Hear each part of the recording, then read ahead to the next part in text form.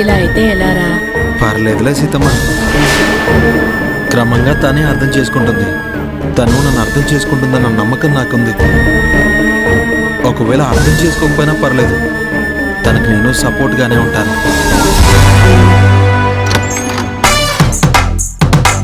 వస్తుంది.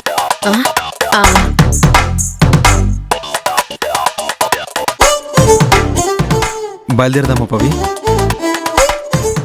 Good morning aunty. Good morning మా. Good morning Adi. Good morning. రెడీనా పవిత్ర? ఆఫీస్కి వెళ్దామా? మా ఇద్దరికి వేరే పని ఉంది, అది చూసుకుని మేము ఆఫీస్కి వస్తాం. నువ్వు డైరెక్ట్గా ఆఫీస్కి వచ్చేసి.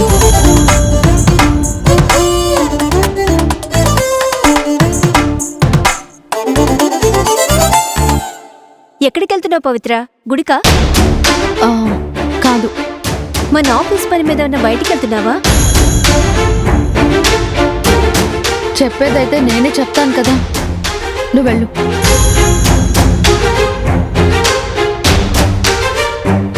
సీతమ్మ, అతన్ని రమ్మను, వెళ్ళాలి.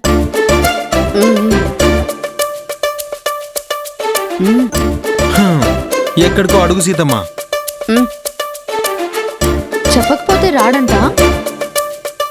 వెళ్లే ప్లేస్ తెలిస్తేనే కదా తీసుకెళ్ళగలను, అదే అడుగు సీతమ్మ.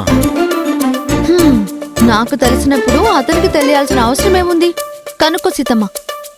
సీతమ్మ ఆపండి.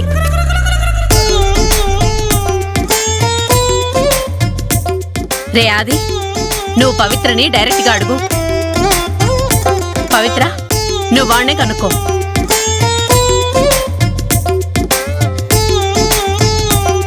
వస్తావా రావా? అయ్యో, అంత మర్యాదగా అడిగాక ఎందుకు రాకుండా ఉంటాను?